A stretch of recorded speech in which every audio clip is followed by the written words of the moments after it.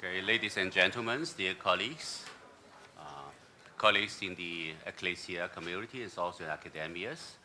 And this afternoon we will continue to our conference. And we will have also two distinguished guests. Nice to meet you. Okay, yes. Allow me to. Better to make peace before and then afterwards.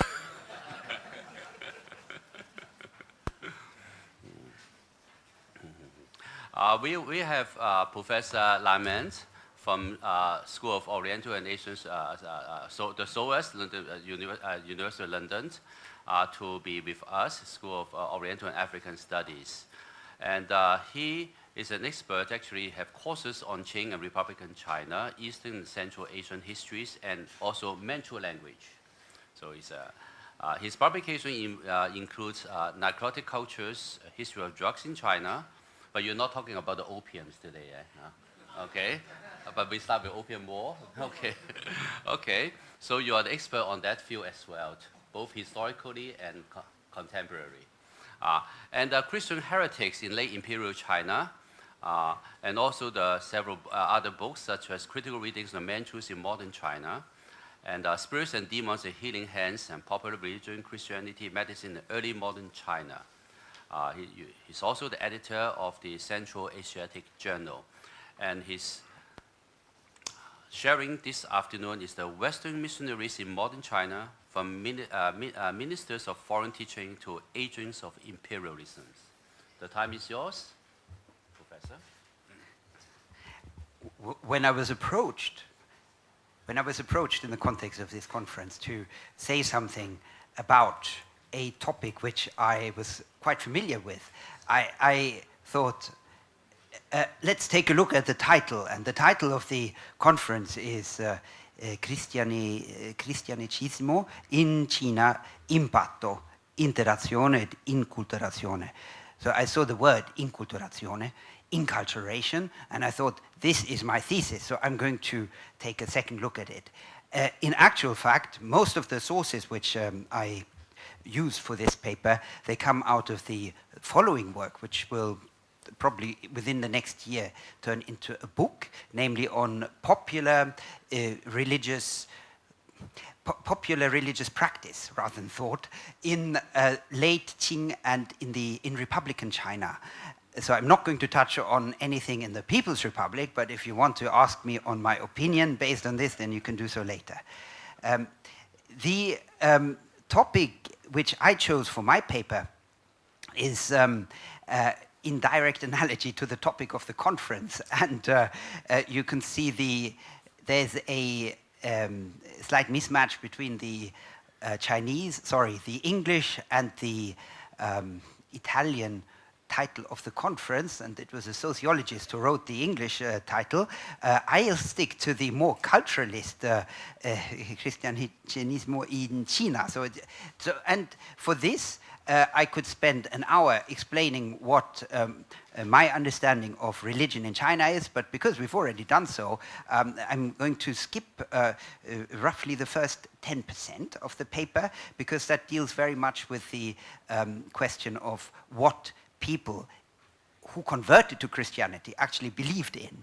And I would also, like to explain why I use the agents of imperialism, because that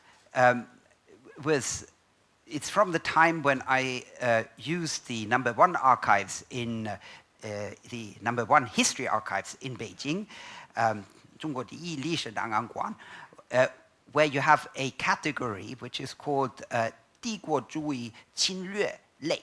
So it's the category of the intrusion of imperialism. And for the sources which I looked at, they had absolutely not the slightest to do with imperialism as I understood it. So I just ignored it for the time being. But for this second book, most of the actors and most of the time period deals precisely, it falls, well, there the Opium War comes in. It comes in the wake of the Opium War, 1857 then, with the increasing activity of missionaries in the Chinese hinterland. And this is what that's where I wanted to pick up from where I left off in my thesis almost 10 years ago now.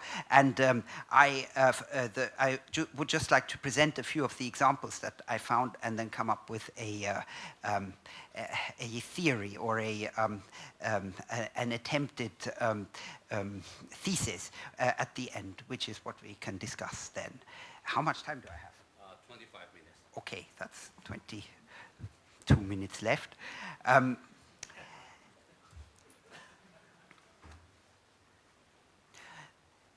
The conventional interpretation of modern Chinese history sees the crucial transition from the traditional imperial system into the modern system with the conflict which emerged at the end of the 1830s, and it focuses very much on a commercial conflict, namely that of the introduction of opium into China. In the wake of it, so the, again, conventional wisdom goes, and this is something which is not just the nationalist Marxist interpretation of the May 4th generation, but it's also deeply ingrained in the history books which are published in the West. Take it as an axiom that modern Chinese history begins in 1840, and then everything is radically different from before. So if you take this axiom, then the missionaries who were active before 1840, they belong to a different generation, and those who come afterwards are directly agents of this imperialism which comes before. If you have studied missionary history in the context of South America or in Africa, then you know that that this does not hold in the first place. And secondly, if you have studied Chinese history, which probably most of you have as school children or in your university education, then you will know that the missionaries often were a thorn in the flesh of the imperialist powers, because they often did exactly the opposite of what the governments in London or in Paris or in even Washington wanted them to do. And the question then is, what was it, if not imperialist power, which enabled the missionaries, the Christian missionaries, the foreign Christian missionaries, to ingrain themselves in China's population, in China's society? And here we'll look at a few examples. This we look at here. Here's a nice example of an old type missionary, and this is Adam Schalfenbell. I don't have to introduce really, but there is an imperialist dimension in this, and this is something which I can't really suppress. I give you 1 second to think about the possible imperialist dimension of this. Well, it's the Qing dynasty, because they conquer the Ming Empire, and afterwards they continue conquering other parts of Central Asia and Southern Asia and so on, and even Taiwan. So you have an imperialist power which is which imposes its will on China, at least from 1644 onwards. Question is whether not all Chinese dynasties have done this, but this is actually where the Diguo Zhuyi Qilue should begin. So, again, I say there are no hard and fast boundaries. So what about the missionary himself? My advice, having studied the Christianity in the pre-modern period, is that we should actually forget about the missionaries. Of course, Matteo Ricci, very important. Schalfenbell, also very important. But they were not in China because they were asked to introduce missionary theology. They were there for practical reasons. The Ming, who were the ones who employed them for mathematical purposes in the board of mathematics, and the people who were employed before them were Muslims from Bukhara, Samarkand. So they were clever people. They wanted to have foreign experts who advised them on a topic which was very important for the Chinese state. So, first thing to retain is, for the first stage of Christianity, foreign missionaries are almost irrelevant. So why? Why is this? This is actually my thesis. I mean, you can buy it as a book if you want to, but in essence, it says that from the late Kangxi period onwards, but especially from the Yongzhang edict onwards in 1724, you had an active prohibition of all proselytization by both Chinese and by foreign missionaries in China. And because this was in effect from the very beginning until 1857, the number and the actual ability of the foreign missionaries to reach out to the Chinese population decreases decade by decade. And in demographic terms, there's an important shift, namely the urban Christian populations, they move away from the old Christian heartland, such as Nanjing and the urban centers, and they move into areas where they are relatively safe, and often it is actually areas where they have been exiled to. Yili, that's the up in the north. This is the this becomes a Christian paradise because they are. Of course, the weather is not as nice as in the Jiangnan, but you have a very active core of Christian villages, small towns, and the officials leave them in peace because this is not really administered by the Qing Empire. This is administered by the Mongolian or Manchu banners, and this is something where they fit into a different type of relationship. By the end of the 18th century, China's Christianity is Sanzi, is the three self. It is it is priestless. It has no Catholic priests who are actually ordained, so it is not administered from Rome or anywhere else. And it is self-administering in every other sense, and it is self-financing, self-propagating, yes, but propagating at its own peril. That means that anyone who travels from one province to the next falls under a prohibition.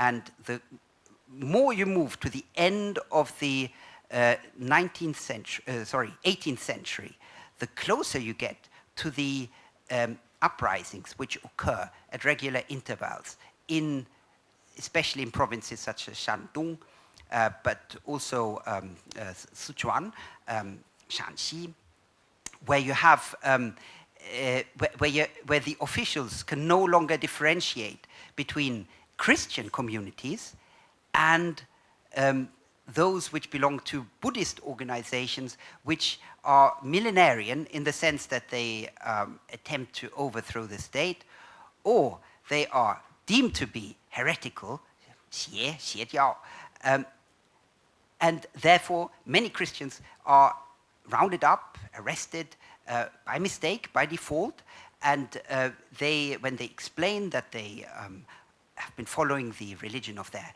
ancestors, Christianity, the Christianity of their ancestors, then the verdict is usually quite lenient. There are very few cases of executions, and usually the punishments are exile, but often, and even in the case of the Manchu banners, where it is completely illegal to be Christian, it's often just enough to say that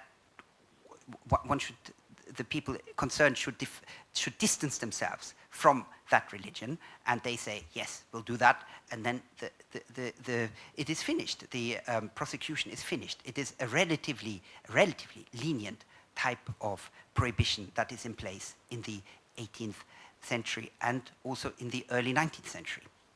So, in essence, and that is the end of the first part. The Chinese Christians in the mid-Qing Empire, they inculturate to an extent that they're virtually indistinguishable from the other popular religious movements. The only instances where Christianity follows a pattern which is recognizable to Westerners, and these Westerners begin to arrive in the 19th century again, is in the big cities where you have churches. And these churches, they do maintain a certain regularity, and the outer appearances are different from those that the rural counterparts of these communities profess.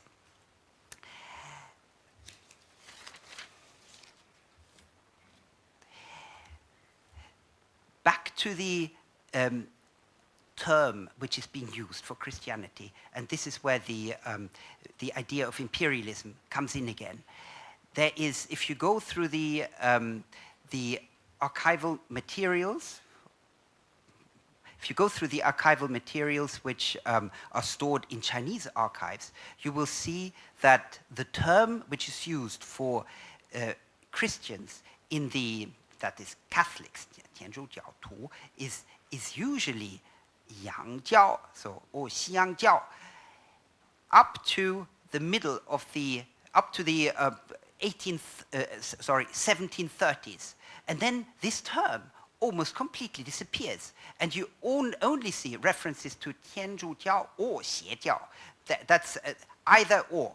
And it's no coincidence that that was something that my former supervisor Gary Tiedemann discovered, that there are Buddhist millenarian movements which refer to themselves as 天主教, but they manipulated the characters so that the pronunciation, so that they would be more or less under the protection of this of the Christian term that was used at that stage.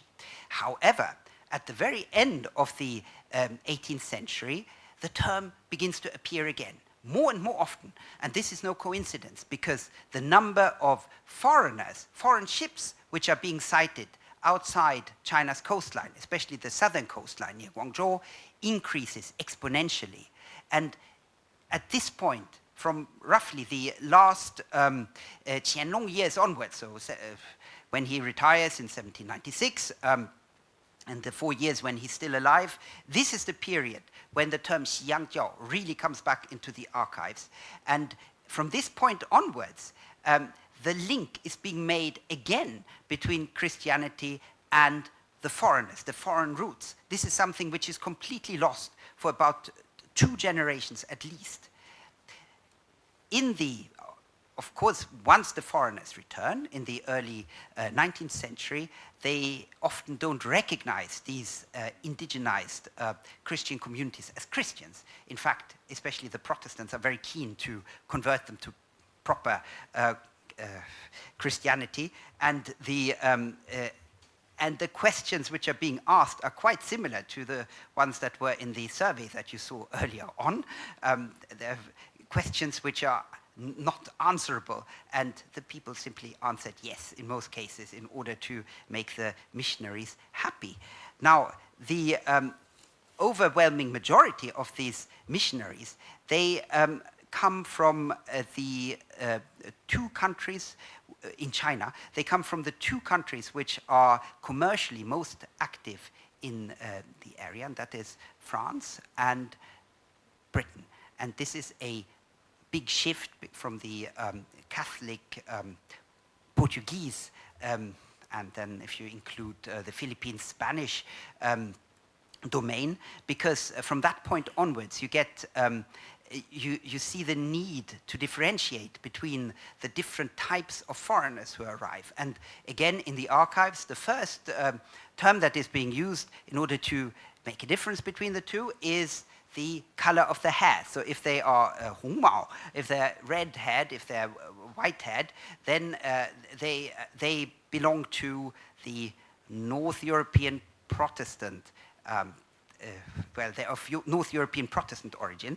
Let's see whether we can find one. It is not in, this is, no, this is, you can look at it too, but I promised to skip it. Here. this is a Catholic missionary. Where is this from? This is from the Beijing Huabao, which is a publication which existed for about 15 years in late Qing China, perhaps just about into the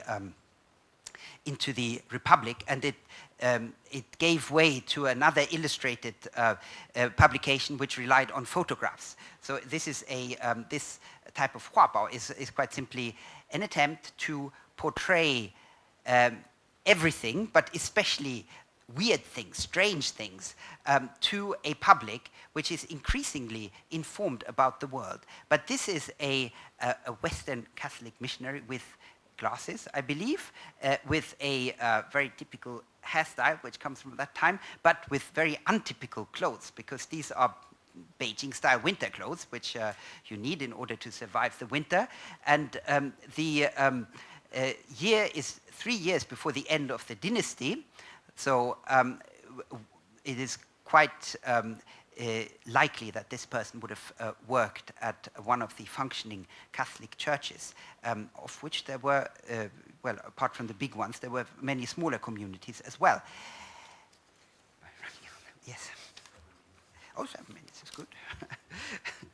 That is very good, yes. So again, back to the question, what was it that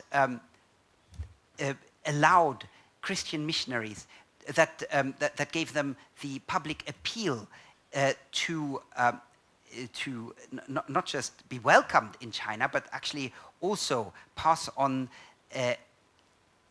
a side aspect of their presence, namely the Christian faith? What was it which, from the earliest times onwards, from the earliest sources onwards that we have, that comes back again and again? It is medicine. So it's not drugs in the sense of injecting morphine into the bloodstream of the Chinese people so that they become pliant and they do not mind if Western imperialists work away at its wealth. That is, of course, the modern interpretation. But it is medical drugs which are being distributed by all religiously practicing persons. And that is most of all the Buddhist monks. Buddhist monks are the ones who run medicines, small dispensaries, as a very real part of their religious operation. The Christian missionaries, when they arrive in the late 16th century, see this and they copy this to the extent that the Pope has to issue I'm not sure whether it was a bull, but it was definitely a prohibition for all Catholic priests to sell drugs for profit. And this was something which did not go amiss in China, because the authorities there, at least in one source that I found, they mentioned that even according to the Western, the Western king of the Christian teaching, the Pope, the peddling of drugs was prohibited. But it was effective, and it was something which gave the missionaries a good reputation. Now, by the time when the new missionaries arrive from the mid-19th century onwards, they repeat this trick, and this time they come armed with the latest discoveries of the medical laboratories in Europe. And this is a time when the extraction of substances out of the opium cocktail, I spare you the chemical picture of an opium molecule, but it can be dissected into many different sub-drugs, and this process is just beginning. So by the 1870s, you get a drug which is based on opium, which is an opioid, and it's forgotten about. And a few years later, the German medical firm Bayer develops it under the name heroin, because it is so heroic. It is not addictive. It has all the positive qualities of opium, but it does not have any negative qualities. It does not make people addicted according to the state of of medical science at that point. So the missionaries who are in China they take heroin as a means of weaning Christian members of their Christian congregations off the drug, off opium smoking, by offering them heroin in little packets with self-injection kits. And this was so popular that it became known as Jesu Yapien. It was Jesus opium, and this was of course an instant hit for believers and non-believers, and very quickly the number of Christians who searched for shelter and actually became quite addicted is the wrong term, but they found they found the Christian missionary stations very welcoming, both because they provided medical support but also material support. I will show you just one here out of the same Huabao. You can maybe just about see that this is another strange Westerner. I think he's a Franciscan. I can say so amongst Jesuits, but this is somebody who preaches to the animals, and of course, this if you read the Chinese text, this is somebody who gives a sermon to the monkeys, and this has just it gives you a glance of the opinions which local non-believers obviously had of Western priests. They were strange people, but they were also utterly useful people because they distributed medicines and they provided shelter, especially in the countryside, in times of bandit activity. And this is something which an article which I'm written by Gary Tiedemann, which I'm editing at the moment, so in half a year it should be out. He finds many examples of how non-believers, non-believing villagers seek refuge in fortified missionary stations, which are defended, sometimes with arms, by missionaries and Christians alike. And this is a common feature in the Chinese countryside from the 1870s onwards, 1870s, 80s, and then, of course, during the time of the Boxer Rebellion. And it goes all the way through the Republican period.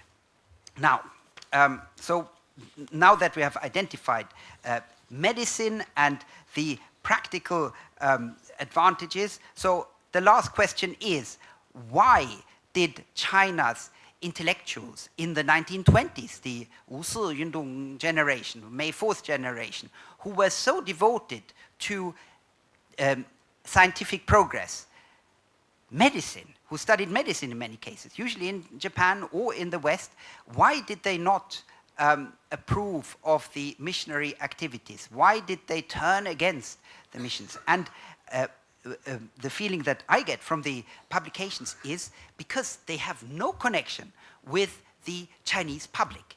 The Chinese population and the May 4th intellectuals are completely divorced. There is no, they have never lived in the countryside. They have no idea what the general population think. They are spoiled intellectuals, and I say so as a spoiled intellectual myself. So this is why you get this complete, this quite irrational division between the practical appreciation which the missionaries enjoyed for more than 150 years and the complete condemnation which takes place from the 1920s onwards. I leave it at this point. Any other questions any other points I can raise when you ask questions? Thank you.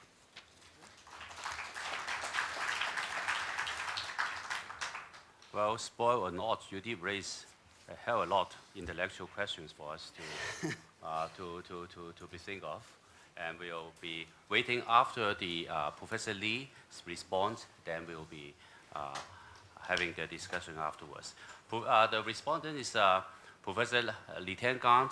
He's a chair in the Department of Religious Studies, Fudan University. He was raised in Shanghai, studied in Fudan, and invited scholar and researcher by many institutions, including Harvard Universities, La Maison de Sciences de l'Homme in Paris, the University of British Columbia, and a dozen other institutions. He is trained as a historian, specialized in the Ming and Qing areas. And among his major publications, including the Chinese Rite Controversies, History, Documents, and Significance, Cross-Cultural Explanations, the Meeting of Christian Theology and Confucius Biblical Studies. And he was in the field of Sino-Western cultural exchanges and Christian church histories in China. Looking forward for your response. Okay. The time is yours, Professor Lee. Thank you. First of all, I should say thanks to the organizer of this conference and the team from Hong Kong and the Beijing, the People's University and the Hong Kong Diocese. And this is the very good opportunity to meet all of my old friends and the new friend, and like Professor Lars Laman. Is my pronounced correctly? So this is the first time to see the Professor Lars, and when I read this paper, and I found that this is very interesting, and it's a very intensive studies, and not only the theoretically but practically and not historically, not only historically but got something that needs to be dealt with the ideology. So this is a very important, very good research, and so far I know a few of the British historians feel interested about the China's missionary history. For so many years, I met less, and this is it's pretty strange, because the pretty strange. China's Protestant, at least, was pioneered by the Robert Morrison in the 1817, and that was very important, the British role in China. But a few British scholars and feel that disinterested about this kind of work. And so, 20 minutes? 15. Okay. Okay, sure. I decided to not to read the paper, which consisted with the 9 pages. So I just go quickly, and then the paper delivered to the Professor Lars to be reference. And I think I totally agree with that the paper and this paper combined these two things. Traditionally the Western knowledges we call the 西学, or the theoretically probably Western learning is too general, but theoretically we have the theologian knowledge, which is translated by Matthieu Ricci first. Then they succeeded by many Jesuits and the Protestant missionaries. Then another fields we neglected. This is the medicine works, medicine missionaries. It doesn't mean nobody take this kind of study, but field works connected this kind of medical missionary to the ideological studies, which combined with the emergence of the nationalism, the imperialism, or the colonialism. So this is very important, and very important. And I totally agree with the Professor Lars' conclusion. And he said that to distinguish it between foreign and the traditional was a luxury, which only the intellectuals elite could afford. And I think this is the topics we discussed even today, this morning, and until now, it's only interested about the elite. In the 400 years ago, the literati, the Confucianism scholars, and they interested about this kind of topic, the religion and the Buddhism, the Confucianism, Taoism, and Buddhism as a religion. So this is the topics the elite interested in. But the ordinary people needs to be cured by their body, and to cure their disease. So this is the very important the aspect that we neglected. And I think this paper contributed this. And for this kind of studies, and I think Professor Loss took the kind of things like we should mention this second time the Nicholas Stander. The Nicholas Stander mentioned that the shift pattern which happened in the last 20 years. The scholars from the term of the church history to the China studies. Yeah, it means the church history means that we look at China in the missionary fields as a foreigner, in the views of the foreigner, and how they established the church. But this is the international or the outside. But we need the inside to observe the China, and this is the China studies. Like Paul Cohen's pattern, he described discovered the history in China, and I think this is and another term I needed to suggest is the for China. Okay, so probably it's not the objective, but when you think about the issues from China, I think we needed to at first we needed to in China and for China, and then we can observe that something properly. So this is the kind of shifting, the pattern shifting, and from the outside became the inside. And I think that this is the case. Professor Loss' case is matched with this kind of shifting. And at first I mentioned that this is the missionary history, the pattern of the missionaries. The pattern was used by the famous Literate. I remember his Chinese name, like the Li, the Kenneth Literate. I think, yeah. And this is a very good research. But he just interested about the church itself. But now we will move to this kind of. But another pattern and developed inside of China is not needs to be modified as well. I suggest that this kind of pattern is raised by Fan Wenlai, the Hawaii law, and they take the pattern like the imperialism, the imperial colonialism, and they criticize the Western powers, the existence of the Western power in China, and it is only I think this is both this kind of pattern was. That's value of the valuation. Only try to criticize the something, according to their own value. So this is the problem, and the objective studies needs to be adopted in the historical research. I think that this is both we needed to develop that, and. This is the old pattern, but the new pattern. It happened in the 1990 or the very beginning of this century in China, and it was influenced by some the post-colonialism. They revalued the history of the modern China by the theory of the Orientalism, and they criticized they self-criticized the Western powers, the existence of the Western powers in China, and this is based on the post-colonialism, which suggested by I didn't mention his name, my commendation. You know him. It was Said. Oh, okay. So they criticized themselves and the imperialism, Orientalism, colonialism, but I think.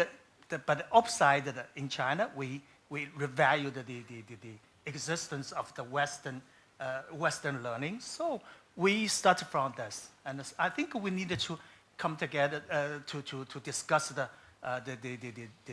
what kind of pattern we needed to discover. I think this is the good research, and we just focus on the facts. the facts and the history, the solid history, both in the city and the urban, the countryside, and both on among the elite, the literati, and the popularity, the people. So this is the things I think we needed to observe. So the missionary history, the missionary history was very important, and its importance be recognized in the past. So, but at least in the 1877, the first conference, the national conference of the missionaries, Protestant missionaries in China, they got the gathering in Shanghai, and to suggest that how to promote the missionary works in China better, and that they raised the three indirect missions. So the one is the education. Second is the press, print. Yeah, the press. But the third one is the medical works. So the missionary medical missionary works is very important. And then, as you know that the best hospitals in China now. Yes. So it's a former Christian hospital like Xiehe, like Huaxi, like Shanghai, the Ruijin and the Renji. The first one's the London Missionary Society Hospital is the Renji, and it still remains in the top 10. Top 10. So they contributed a lot, but the study on them is not enough. But especially the study on the rural area, the missionary works on the rural area was totally neglected. Yeah. But another one is the missionary, the Catholic missionaries. Not only Jesuits, they worked on the missionary fields. The medical missionary fields. Totally been neglected in the study. So I'm pretty familiar. Also I moved to the religious studies in the School of Philosophy, but I still remains interested about the historian studies, historical studies, and the historians, neglected the Catholic medical missionaries, and especially in the period of the early Qing dynasty, from the Kangxi to the Yongzheng before the Open War, and they did a lot. And you mentioned that the Franciscan did a lot. They did a lot as well. So this is the very, very important works. And we did something, and then theoretically, and then when the Jesuits translated the medical works, like 太虚人生说盖, I mentioned this, and this is the 太虚人生说盖. That was intensive studies, but this is theoretical. But how they practiced and they cure the people, and that been neglected. So I think this is the contribution. So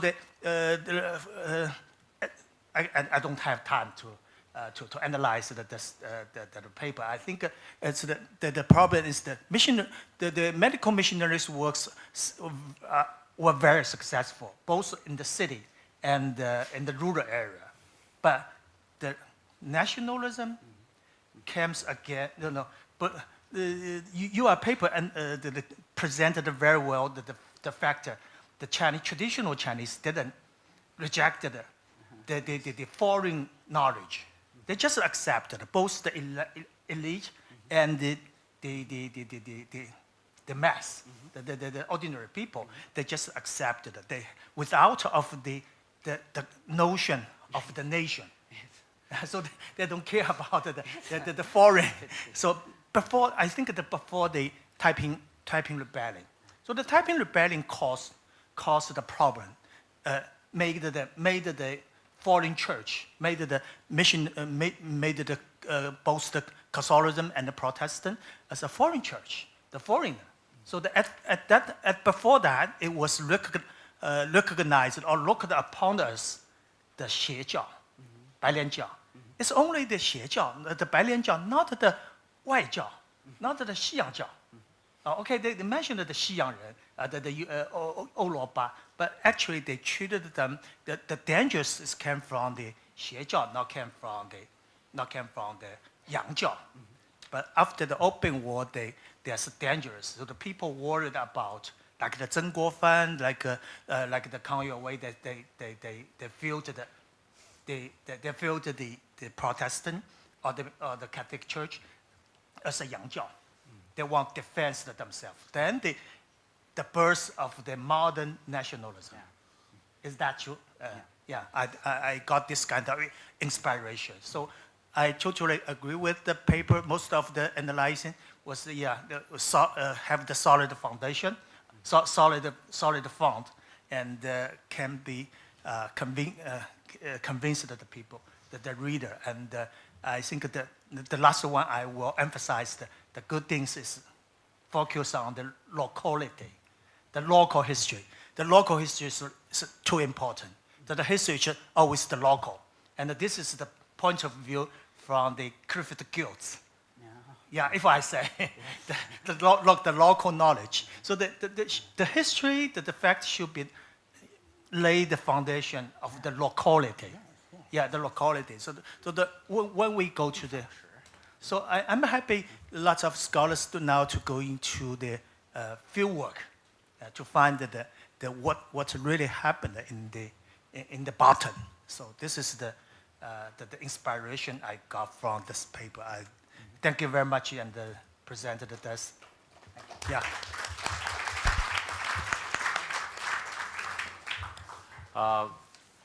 Really appreciate the two scholars' presentation and comments, especially Lyman's, for giving us a very refreshing view on the history of the missionaries, especially from a very practical, down-to-earth, how they interact with local people instead of the ideological levels. I especially favored if I could get some sample of those Jesus opium.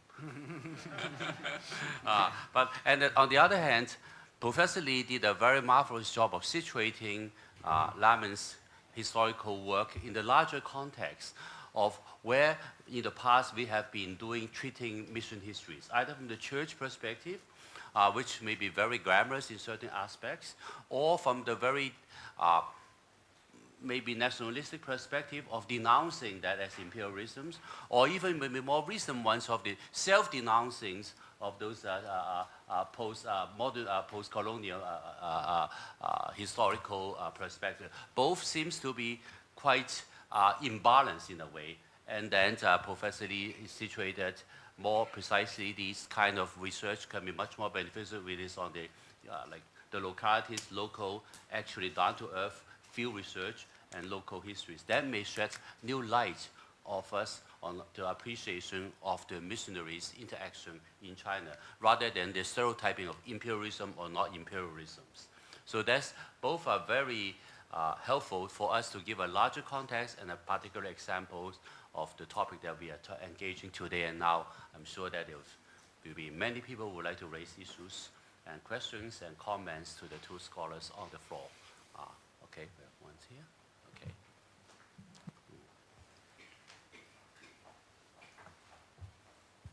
Thank you. I'm Shi Jian from Sichuan University. And very good, you see, for Professor Lyman and Professor Lee to mention about 1920s, the missionaries, and also in the connection with Western medicine. And take Sichuan University, you see the West China University of Medicine, for example. Yes. Is exactly for Western medicine in China started from 1920s by the missionaries, like from the Union University and medical hospital in Beijing, and Huaxi in Chengdu and Xiangya in Changsha, and also as Professor Li mentioned, those in Shanghai. And also especially for stomatology, for the dental, started from there. Yeah, from the missionaries in 1920s. And add for the information, another group I think worth noticing is the missionaries' second generation born in China, and also their playmates, little kids playing with their children as a little. And then they were eventually went back to Europe and went back to US for after their primary school or middle school education, they went back for college education. And when they finished the college education, they came back to China. And that's also another group worth noticing for the Christian missionaries. And also now the third generation and the fourth generation. I've been working with China Medicine Foundation located in Boston for 10 years. And supported by the missionaries, third and the fourth generation. And now support China for, you see, the public health for the rural area network medicine. So this would be a kind of a very interesting group to observe, you see, 20s and their second generation, third generation, now fourth generation. Thank you. So is that a comment or is a question? Not a question, just added some information. Additional information will further response. This is That's good. is very interesting because I know of two PhD students who are following up, they're following up the second generation and third and fourth generation descendants of people who went to missionary schools. But I have not yet seen a study which traced this through the hospitals, because the hospitals, if they're teaching hospitals, then they work like colleges. But if they are practicing hospitals, you have nurses and you have doctors. And the doctors are often initially the Westerners. The nurses, because the Chinese people had a stigma when it came to touching dead bodies. That was something which, if you read through the documentation, this is a big obstacle which people who want to run hospitals have to overcome. And at some point, there is a level of acceptance that this is necessary. Is this Western or is this Chinese? It is actually modern, because in the West, you say in the 1920s, the first Western medicine was introduced in China. At that point, Western medicine is being introduced in Europe.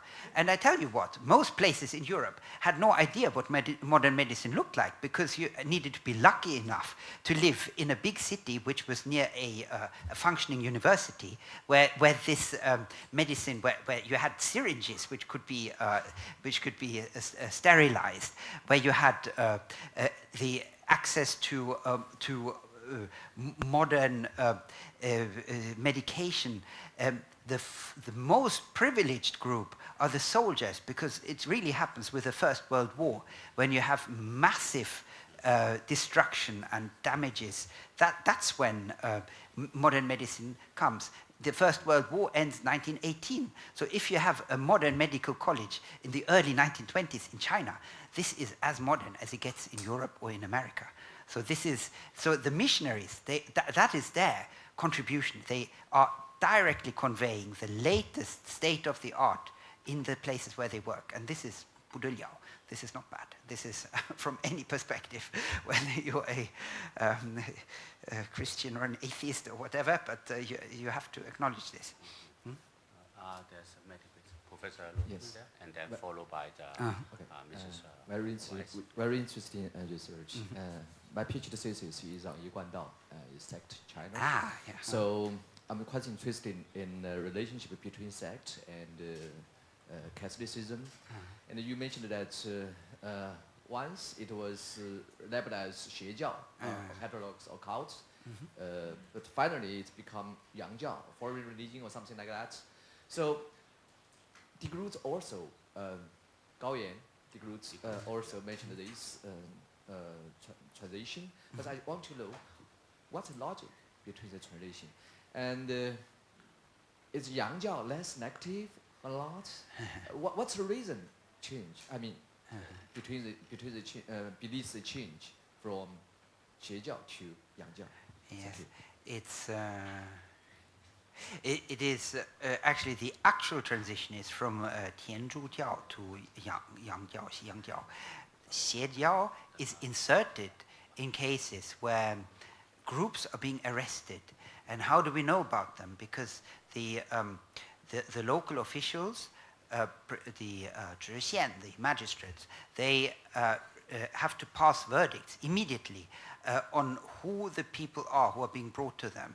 And often the only thing that they have is symbols of the faith, and that can be very simple. And even the cross, it can be used in Buddhist contexts. If it's slightly more, it can look like a swastika if you're being artistic. You have the rosary, for example, the what is it called? 年柱. Yes, no? Yes. And then you have, you would also have incense, which is being lit both in a Catholic mass and in a Buddhist temple. So you have more similarities than you have differences. And to the magistrate who has to pass a verdict, it is often easier to say that these are 邪教. He doesn't have to differentiate. He doesn't have to. And later you have the police interviews. I mean, the interviews which are taking place, usually with a little bit of torture applied, and it stipulates how many beatings of which type of stick the people get. And this is also indicative of the way that the confessions are achieved, because if you beat somebody sufficiently often, then they will say that they follow a 邪教, that is, and that they never wanted to, and so on. And so this is how the information is passed from the confessing individual to the official. So there is an information gap between these two. But the 西洋教 really comes in the context of Western missionaries who have just arrived, who can be identified as being, I don't know, Dutch or German or Austrian, so where there is a clear nationality attached to them, then they become 西洋教. And this is this transition takes place in around the time of the Opium War. So this is when there is a genuine shift. I would like to add something. Okay. Yeah. 邪教 and 洋教. 邪教与洋教. And then we will have several people already raised their hands. We would like to. So, brief them.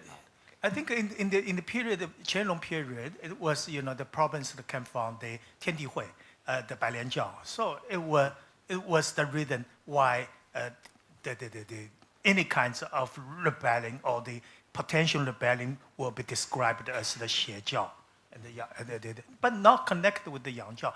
When it happened in the Taiping rebellion, they used the Christianity. The Hong Xiuquan used Christianity, but it really adopted the doctrine. And the Zhou Weici described he said it's not the folk religion. I intended to describe the Taiping Tianguo as a folk religion, and they absorbed lots of things from China. But Zhou Weici said that's some degree of the evangelical church, evangelical sect in China. So it was really treated by the Li Hongzhang, Zheng Guofan, Zhuo Zhongtang. They say this is the 洋教. So obviously that was the threat came from the Christianity. Then I take this opportunity. I want to say something I didn't mention in my paper. I would say the modern imperialism now came from the Christianity. It was the Western, the European countries, European powers, invaded in China. We can say they invade, but it doesn't suggest that the imperialism, in the sense of the Chengdu Xiu, even the Hu Shi, they adopted the theories from the Leninism. So that was Professor Ross, suggested very well. And there's two kinds of nationalism. Two kinds of nationalism. And they're both imported from the West. But the Soviet Union is one, and the European is one. The imperialism. So this is. In order to facilitate the more economy of use time of the following discussion, we have half an hour. I've already saw 3 people have raised their hands. May I ask all 3 of them, ask your question, because some of the questions may be overlapping, and also indicating whom do you want the question to be responded. And also make it brief. You have these right there and that, and then, yeah, okay, yeah. All right, I am a freelance writer. But in my previous avatar, I was a historian of Russia. And so I have, first I want to make one comment, is that the Kangxi Emperor was a patient of the Jesuit missionary, and he had a smallpox. And then it's the Jesuits who introduced the quinine that saved his life. And it made him the emperor, because when they chose in the Qing dynasty, there's no primogeniture. He was not the crown prince. But they chose him because once you had a smallpox, you're not going to have it again. And then so that means he will not die from smallpox. And then he's the elite of the elite. So I would say that the medicine first touched the emperor before it touched the ordinary people. And on that note, I must add is that I was born in a missionary hospital. So I was a beneficiary of the missionary medicine. It's a hospital run by the French sisters. My question to both experts is that we talk about the missionaries bringing Western medicine to China. And how about, did they also introduce Chinese medicine to the West? I mention this is because in the Orthodox missionaries, they brought a lot of the Chinese books to Russia, to Leningrad, and then still now you can look at their catalog. There are many Chinese medicine, books on Chinese medicine, not only to treat people, but veterinary medicine as well. They were very beneficial as the cultural exchange. So I think for medicine, it's not a one-way street. It should be studied both ways. Yes, we noted the question. We'll wait until all the others answer. Would you just hold on? And Father, for there. Joseph Loftus, Vincentian, Irish College, Rome. It's touched upon in the previous question, just tangentially. In the context of the Catholic missionaries, women and sisters in particular were important dispensers of medicine, particularly in the later period. Did they ever reach the consciousness of the Chinese in their own right? I know there are some very special instances, but apart from that, and do they make it into the iconography? I mean, you showed us pictures of Franciscans possibly speaking to baboons and a 1908 priest. Do the sisters, because some of them were wearing quite outlandish garb that might have struck the Chinese as being worth of interest. Do the women missionaries make it into the concept as being something unique or different about the missionary process? Okay. So this question will be directly to, and then the third question. And then after this question, we will invite both to respond to the... I am Father Peter Zhao from Beijing, and the question would be for the two professors, because I realized that Professor Lammen said the words, we go back to Yang Jiao, the foreign religion again, starts from the Opium War after that. And Professor Li said it's started from Taiping Tianguo and the Taiping Rebellion. But could we distinguish that?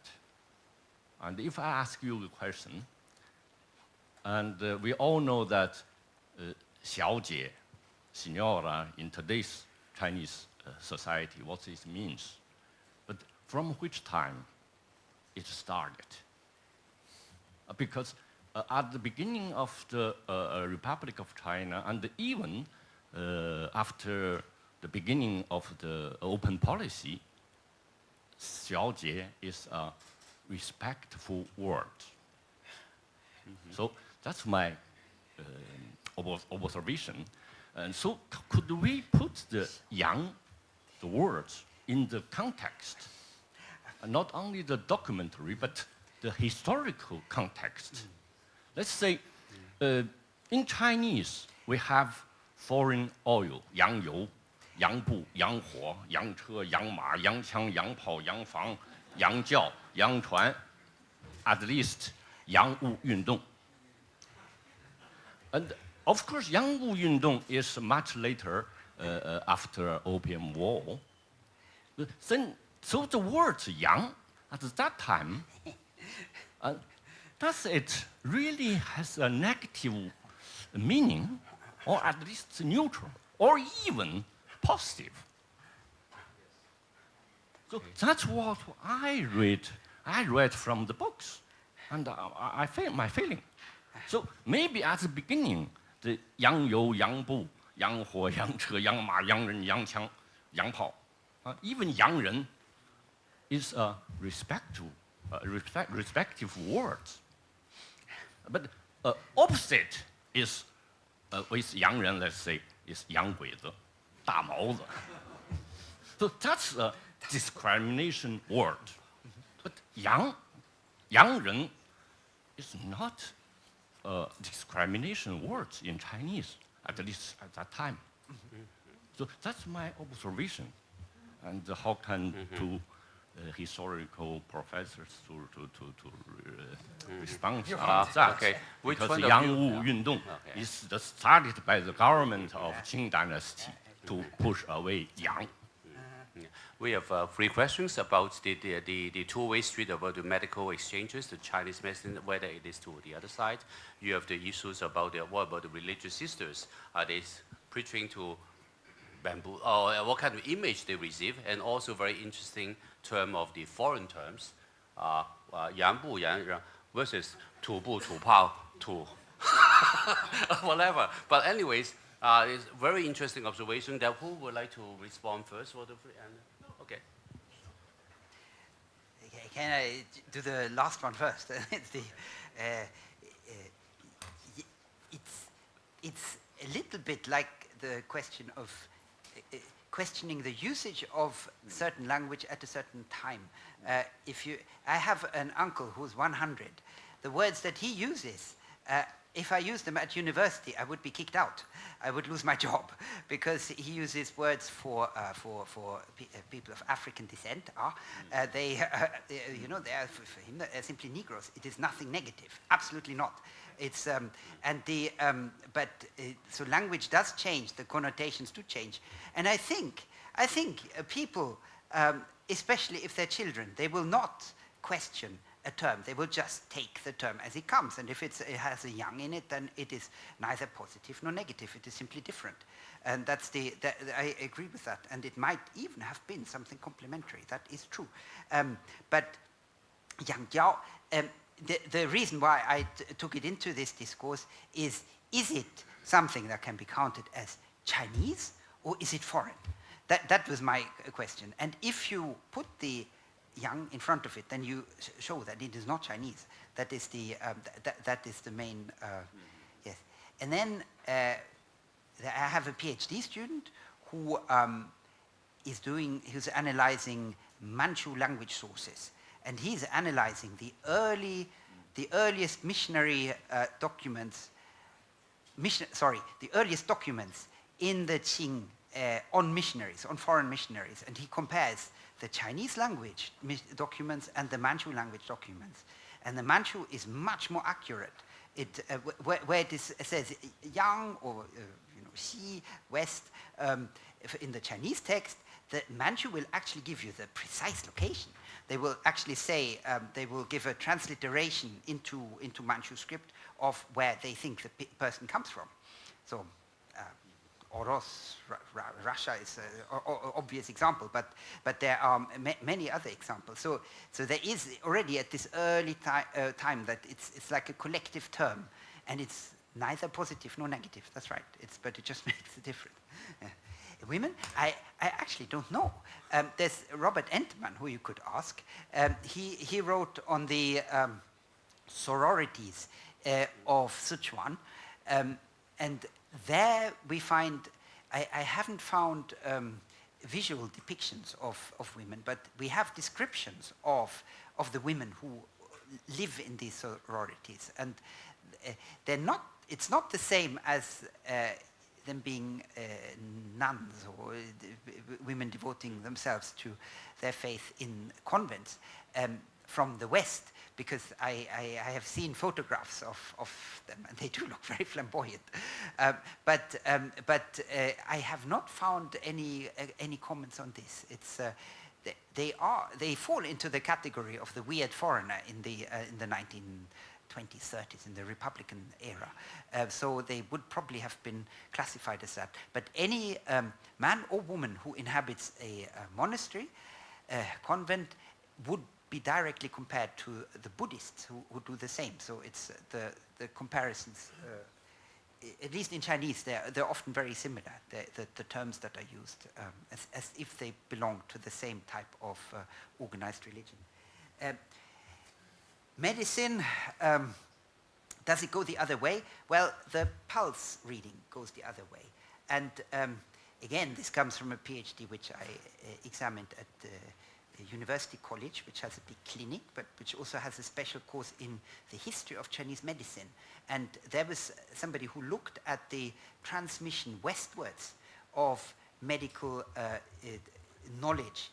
And there is a gap, there is a disparity between the disregard which the general missionary medic would have had towards the traditional Chinese medical practice, and I have in this paper 2 or 3 examples of that, and what pharmaceutical experts made out of Chinese pharmacopoeia, because once you look at them in detail, then you see that they are analyzed very conscientiously, and they're being integrated into the system which Linné created. So they're being given Latin names, and it's a transfer from one scientific system into a different scientific system. So that does happen. But the most palpable one is the pulse reading, which most missionaries laugh about. They openly, they think, this is hocus pocus. Why are they spending so much time on somebody's pulse? But this does have a lasting effect. I don't know the questions. Probably start with the Nailing's questions and how the Chinese medicine introduced it into Europe. I think this is the good questions. And this, according to my knowledge, the Jesuits did something, and even they sent the missionaries like the Dennis from Roman College. From Greek art, the Roman college sent it to China to make this research, and at his age of over 40, so over 40, and he was sent it to China, and he really made the research, a study on the Chinese plants, but not only for plants, for the medicine. And after him, the ginseng was described or introduced into Europe as a medicine. But this is in the early period. I think the Protestant missionaries started to deny the value of the Chinese medicine, and I think it's especially the Dejian worked in Beijing, and he totally criticized the situation in Beijing. It's so terrible. It was a terrible situation he described it. And I think that's why the Chinese medicine have not been translated into Europe in the 19th century. This is the problem. For the women's contribution in medicine works, and it's really the real case we can describe it. But something can be mentioned in Shanghai. The 2 hospitals was managed by nuns. The Renji and the Gongji, or not the Renji, the Guangci and the Gongji, and it was taken care by invited the Sacred Hearts, the Society of the Sacred Hearts, to manage the hospitals. Even the public hospital be managed by nunners. Yeah. So and of course they inspired the Chinese, the Chinese opinions. That the Chinese pensions admired this very much, and the Momo, if you say that the change of the consciousness, and it really helped the Chinese to think about what kind of the woman can contribute, and that is in the social level and in the media. The Shanghai was a city, the media developed very well, and they described it. So I think that this is the things. For Father Charles, the question, and I think this is the young is positive turn, not the negative in the 100 years ago. But it depends. And if there's something happened after the Boxer Rebellion in Beijing, no, the young should be, the young guizi. Okay, this is the negative. But in Shanghai, I think in the bottom, in the daily life, the young is very positive. Yeah. I'm glad that there's only young guizi, not 2 guizi. But anyways, we still have maybe about 5 more minutes. Yes, of course. Yeah.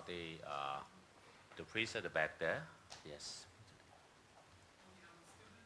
No. Okay. Just wait until you have to. Yeah. So that all the people can hear your questions. And yeah, I'm a student from this university.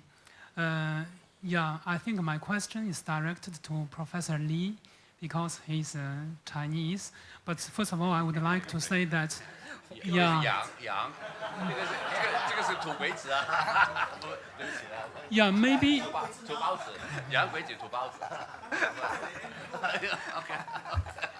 Yeah, before I ask the question, I would like to say that maybe during my study, certain historical information is not transmitted. For example, the foreign missionaries that provided medical care is not a kind of imperialism. However, when we studied history in China, I studied maybe more than 20 years ago, we always link the foreign missionaries and with the foreign conquest or foreign invasion. For me, there seems a fixture of mentality of these, foreign religions and foreign powers are always connected. So how is the status of this mentality or perception of imperialism now in China? Is there a development? Do we still have the fear of the foreign things? Thank you. Yes, he's asking the situation in China. Of course, the textbook in the high school still described it like this. And that's why I mentioned the pattern which is suggested in the 1950 by Hawaii Lu, by Fan Wenlan. That's pretty true.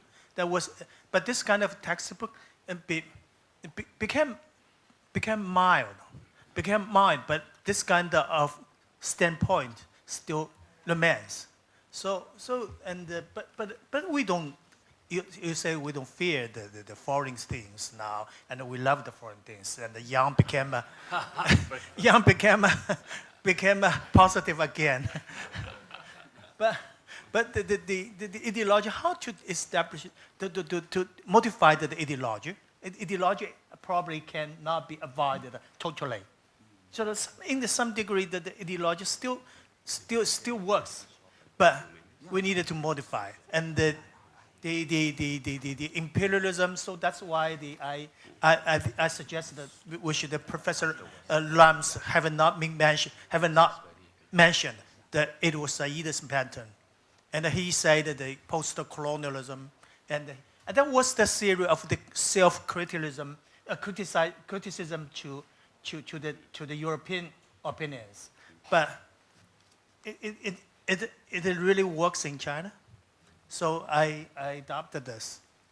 So is that possible? We really took we faced the history, briefly, briefly, and then to the thinking of our past. Well, thank you very much. I think we have two very inspiring scholars and very captivating audience in here. And we have a long day today, and it's know that on the one hand we are tired, on the other hand we are very expecting to more to come. So regretfully I have to inform that the time is almost up, and we will finish now. And just an announcement before we depart is that for those who have a badge with you, you will be invited to have a dinner tonight. And the address and the location of the dinner, I was told by the organizer, is that it's not the dining hall, but it's in the restaurant, which is on a map, which already on the package that you receive as the guest that you have the badges. So make sure you'll be there at 8 o'clock. And at this remark, we close for today, and thank you very much and for the two scholars, and we'll see you tomorrow morning again. Thank you. Thank you.